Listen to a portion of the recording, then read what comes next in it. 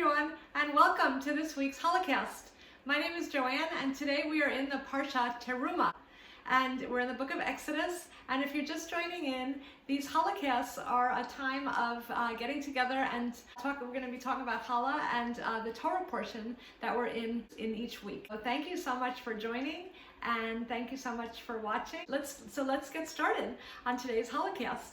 So again, we're in the Parsha Terumah, and we know that this is the first Parsha, which is very exciting about the building. God gives instructions for the building of the Tabernacle, which is called in Hebrew the Mishkan, and all the beautiful descriptions of the materials and all the gold and the silver and the different precious stones that are going to be used in the tabernacle.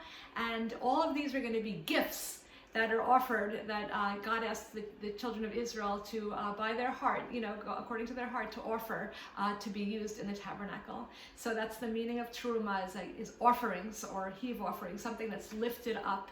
So when we offer something to God, also we lift it up from the physical existence of what it is to be used for His, to glorify Him and for His purposes. So that's basically a very, very short introduction to the Parsha. Commands for the Ark of the Covenant, the Ark to be made, is what he starts with the ark, and then as he goes on with the description, very soon into the description, he says there should be the bread of the presence should be left out continuously. So we're going to get right into the bread of the matter here, since it's our Challah-cast. So we're going to talk about today the bread of the presence that was to be set out continually on the shulchan. The shulchan is the table. I basically like to pick out some aspect of the Parsha that speaks to my spirit, and of course when something in it has to do with challah or bread, it often does pop out to me pretty quickly. So this week we're talking about the bread of the presence, and that's in Exodus 25:30. So I'll read Exodus 25:30, and I'm actually going to read it to you in two different versions. How about that? And always set the bread of the presence on the table before me. And then, I have in the Tanakh, the Hebrew Tanakh, and on the table you shall set the bread of display to be before me always.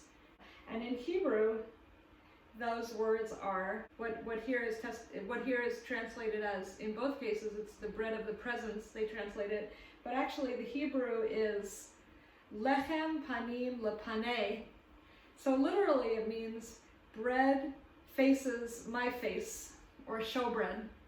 So it's just so interesting and fascinating, the idea of the bread facing my face, bread facing the face of the Lord, to be the bread of the presence. So it has a presence, it's there, and it's present, and it's to be there continually. So because we want to make 12 breads of equal, since they're going to be showbreads, we really want them to be of equal measure. And this is so perfect because the dough measures to 1,208 grams. So what that would mean is perfect, 1,208. So it makes it easy for us to do the math. We're going to measure out 12 pieces, 12 portions of 100 grams each. Since we got a perfect amount, well, it was 1,208, but we'll just have a little bit. I think I'd prefer to have a little extra. I just like the 100 is so perfect for the strands, or you could choose to make them each 101, but I sort of like the perfection of 100, and then we'll just have a little left over. We could just bake a little extra piece, or we could add it at the end. Let's see. But first, let's make 12 rounds of 100. So they're going to become our breads that we're going to put on the shulchan, on the table tonight. So do you remember some of the words that we learned tonight? The tabernacle in Hebrew is the Mishkan, and the bread of the presence, do you remember what that is? Bread is lechem panim lepaneh.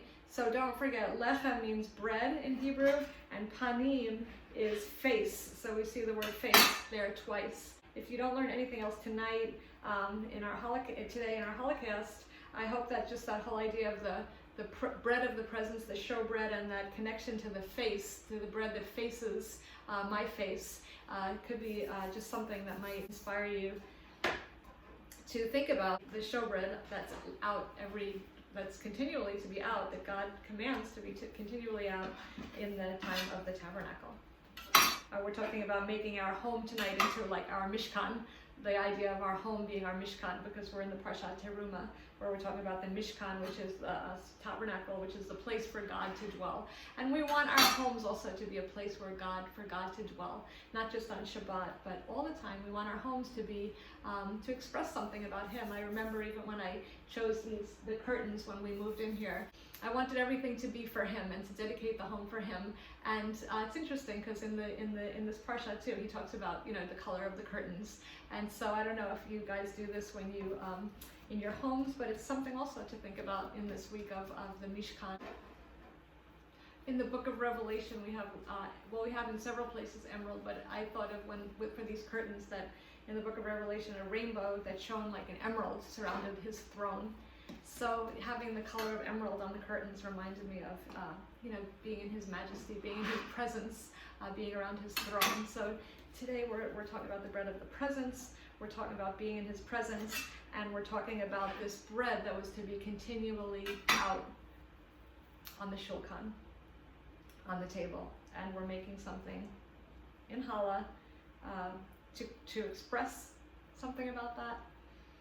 And again, as you guys know, when I do these Challah-casts, I just like to explore a little bit with the Holy Spirit in about what He might speak with us. So, you know, already we're talking about the, you know, making our homes like a mishkan, a little mishkan for Him to dwell.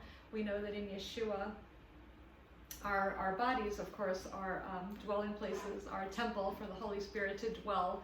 So we have so many references about His dwelling with us, and but this physical dwelling place that's being made in the desert, in the wilderness. I don't know if you find it, but every time I get to it in the Torah, I get so excited.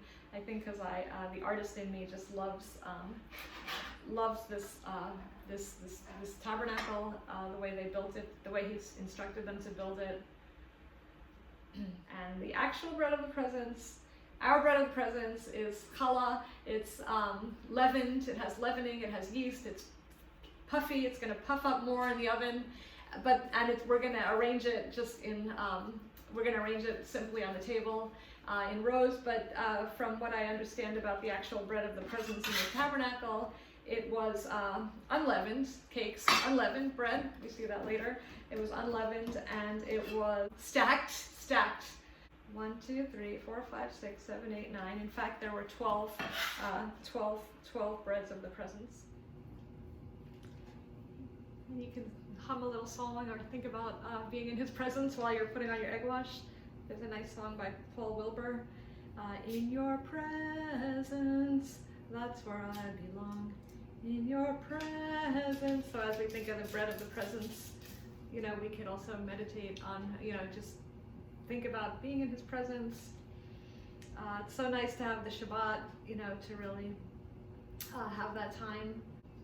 We're in a time now okay, we're gonna put these in, but you know, we're in a time right now in the world, and here we are in Japan, and as one of my blog friends, hi Joyful, one of my blog friends just noted that on the same day, just yesterday, it was announced that the schools are being shut down because we're in the time of the virus, the corona, though I don't even like to say the name because it gives it power. I don't want to give it any power by saying its name, but the virus, you know, the virus that we're in the midst of the uncertainty about is because of that, the schools have been shut down, and also many places of work have been, people are told that they're to work at home and not come to the workplace.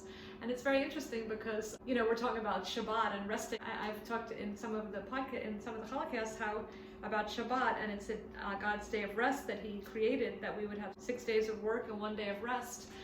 And when we don't do what God planned, God gives us plans for our health and for our well-being, for our shalom. He designed us, and He designed how we should do it through our lives. So the 6 days, as He gave us the wonderful time of 6 days of work and then 1 day of ansokubi, that's how you say it in Japanese, a rest. And you know, it just struck me as I was reading Joyful's comment that, you know, Japan is getting a rest. It's like a forced rest, but they don't take, the country, our nation does not take a rest on their own. So I'm going to pray right now I'm going to pray to the Lord. Lord, I just pray that this would be an awakening for our nation, Japan. And I'm going to pray into this. It's actually a prayer that I have, that Japan would become a Shabbat society, and a Torah. Well, first of all, that we would receive here the Torah of the Lord. We would receive, we would know the Lord, the one true God, and we would also, Shabbat would be instituted here, God's Shabbat, the Shabbat of the Lord. Of course, Yeshua is the Lord of Shabbat, and the Shabbat itself, the actual day, the actual day, is a wonderful thing for our society. And it's been, something's happening now in the world. At the same time as this virus, there are ministries now that are, and there are churches now that are starting to return to God's original plan of Shabbat.